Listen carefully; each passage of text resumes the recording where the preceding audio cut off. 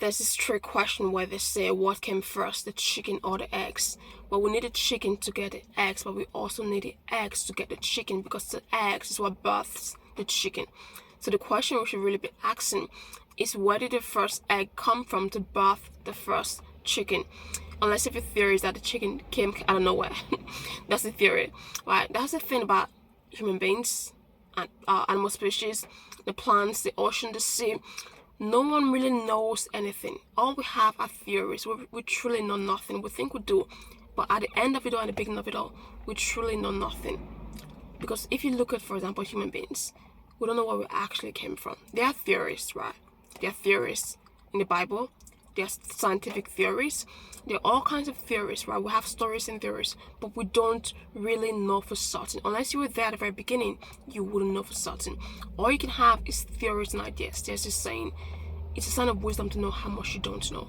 We truly do not know anything, because the more questions you ask, the more you realize it's a question beneath a question beneath a question. It keeps going. It's all questions.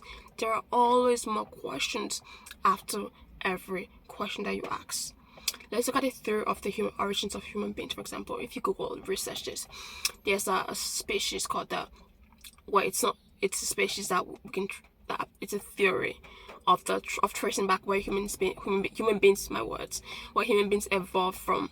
The Homo heidelbergensis is called. That's a theory of where human beings evolved from, about approximately, we don't really know, approximately 300,000 years ago. And we also have the thesis of the Eve gene, which is a matriarchal symbol, matriarchal human woman, which goes back to Africa. The Homo heidelbergensis also goes back to Africa, right? That's the theory of where humans are evolved from. Now, on the matriarchal side, we have the Eve gene, which traces back to Africa, approximately 100 to 200,000 years ago.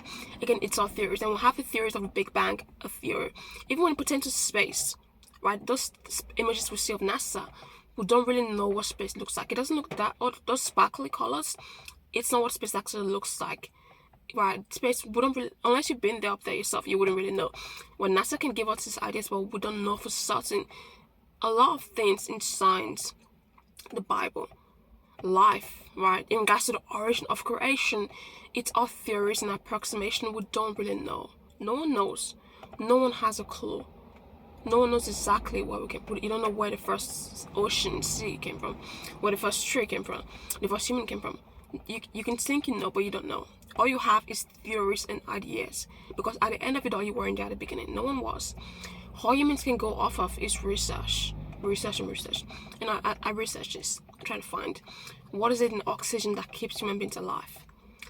What I found, it'll say yes, they found this, because it says yes, scientists have found this, but they haven't actually found it, because what it tells you is what oxygen does for the body, which is why it powers the mitochondria by allowing electrons to move through that area. It tells me what it does. I'm asking, what is it in oxygen that actually allows the mitochondria to be powered with energy and allows electrons to move through? What is it, and what is it at the root? We don't really know. It'll tell you what it does, it'll tell you how it helps and how it's working. But what is at the source of that power, that energy, stimulating the energy that allows the energy to be that powerful to keep us alive? We can explain the theories, the process of what's happening, right? All the process of what's happening. But the fundamental roots of why it is that way, what allowed oxygen to have that power, it doesn't tell you that. Because we don't really know. We have that, we can say this is what it does, right? We can in detail say it does this and does that, but that's the what. But what is the root source of why it has the ability to do that? I couldn't find an answer. That's the thing, we don't really know. No one knows for certain why all the planets are here, all the planets.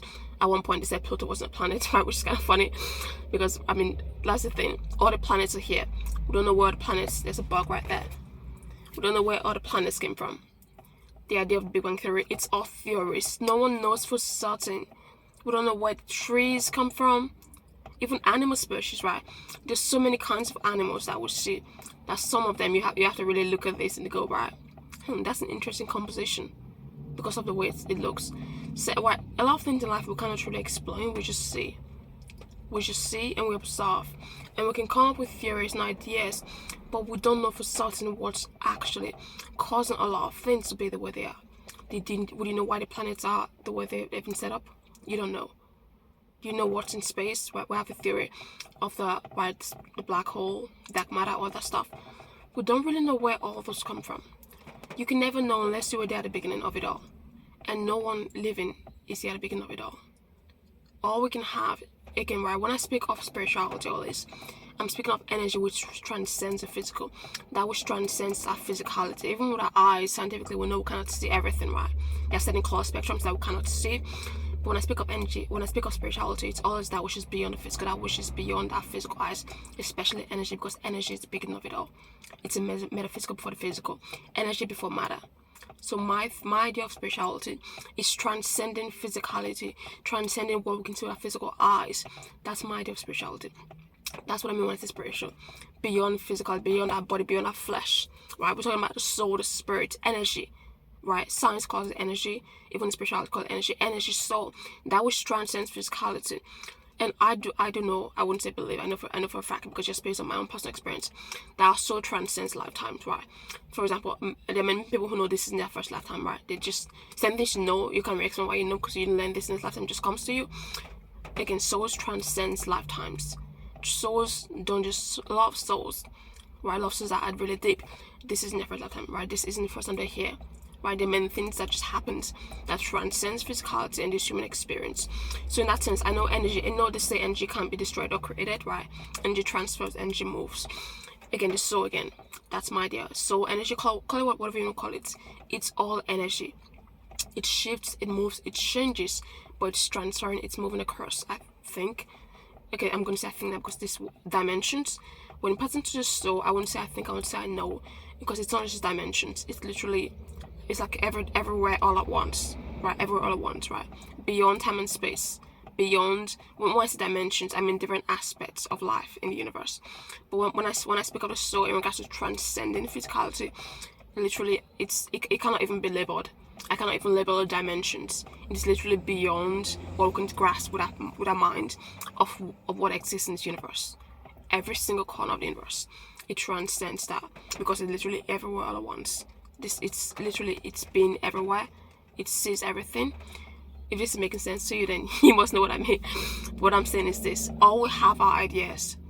We don't know anything for certain. No one knows creation, where everything came from in regards to creation. We don't know. They said animals that we don't know where they came from. You have ideas and theories, but you wouldn't know for certain unless you were there at the beginning. I keep going back to trees, the ocean, the plants. We wouldn't know where things come from. Because our idea of creation, our theories of creation, our phases of creation, it's all phases. That's why you have many theories and ideas and different things. The Bible has stories. Science has stories. Right? There's some spirituality has stories. There's so many stories. Stories, theories. But no one knows a damn thing. That's just the truth. You can study and learn things. You can get to the nitty-gritty details, right? One of my favorite scientists, one of my favorite not scientists. Wait, you call them scientists, right? Astronomy, or astronomy. Carl Sagan. Yes, even someone like that. Like, they would study things and know things, and know all these details. But at the end of it all, we don't really know for certain where all of those things are starting to come from. Right? We don't know where the things study things and get even the body study things. But you don't know where the first human came from. You have theories and ideas, but you don't know for certain. So we can study and learn and get all these nitty-gritty details and get to the nitty-gritty detail of things and know how things work and all these different things, but we don't know where those things originate from, because no one knows. No one truly has a clue. All we can go off is the knowledge of what exists now or what has existed, and do the research and do all that stuff. But fundamentally, no one knows where any of us come from. No one knows. I mean, there are some people who know for certain that they're from this planet. And I don't mean the evil ones. I mean people who know that they're from this planet. Earth is our own, but like some people know they're from here. Also, right, look at the Earth, right? There must be a reason why humans are here, animals are here, certain plants are here. It's almost like the Earth shows us to be here, because we need air to breathe. Humans, without air, just naturally we cannot survive. If you were going to go to a different planet or a different dimension, you will still need like equipment. I mean, that's all theory, because I don't believe anyone flew to the moon. there's so many ideas, right? Flying to the moon and all that stuff. But even if that could be done, you would need gadgets and equipment to breathe. But on Earth, we can breathe freely because we're connected to Earth. So human beings, plants, things that survive on Earth. We're all here on Earth. I won't say for a reason, but we don't fully know exactly where we all came from. But for some reason, we're all here on Earth, on this planet, where we have things that keep us alive. Nature keeps us alive. Nature keeps us alive. That's one fundamental truth we know. Because without the air from nature, right, you will be dead. Without breath, you'll be dead. And in regards to plants, animals, different things, nature has its own way of keeping those things alive as well. Nature is what's keeping us alive. And even all past, we say nature because it's all the things, all the makings of a natural world, right?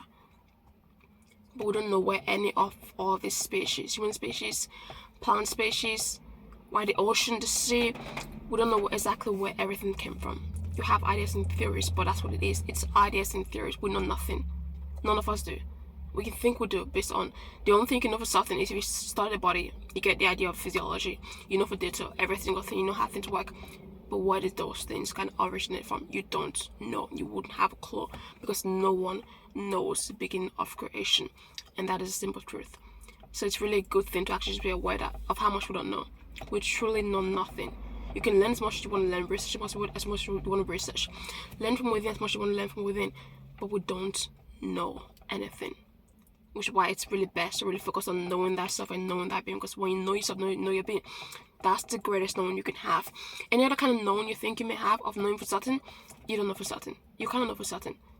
Because life and in regards to creation, no one knows where everything originated from. Just some thoughts on creation. Have a great day.